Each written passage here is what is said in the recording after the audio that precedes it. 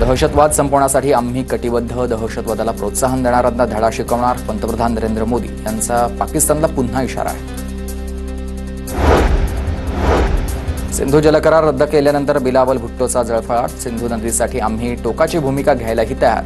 बिलावल भुट्टोची भारताला पोकळ धमकी आहे.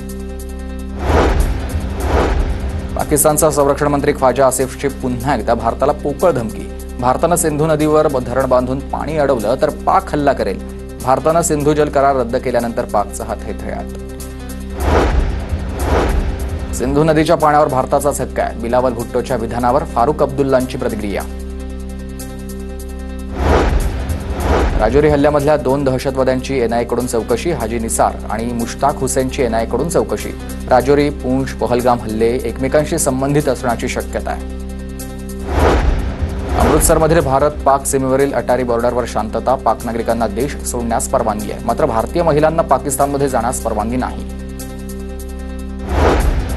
पंजाबच्या शेतकऱ्यांना पाकिस्तानच्या शेतामध्ये जाण्यास बंदी आहे. वाढत्या तणावाच्या पार्श्वभूमीवर भारताकडून सीमारेषेच्या पलीकडे जाण्यास बंदी. पहलगाम हल्ल्याबाबत सरकारचं धोरण अस्पष्ट आहे. काँग्रेस कार्यकारिणी बैठकीत मल्लिकार्जुन खरगेंचं वक्तव्य. तर दहशतवाद विरोधी कारवाईबाबत विरोधक सरकारसोबत असल्याचीही भूमिका.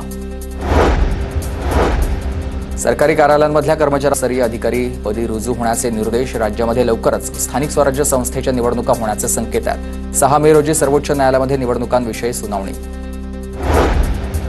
अमरावती शहरामध्ये काँग्रेसची बॅनरबाजी. राहुल गांधी यांच्या संघर्षाला यश. यशोमती ठाकूर आणि खासदार बळवंत वानखडेंकडून ही बॅनरबाजी.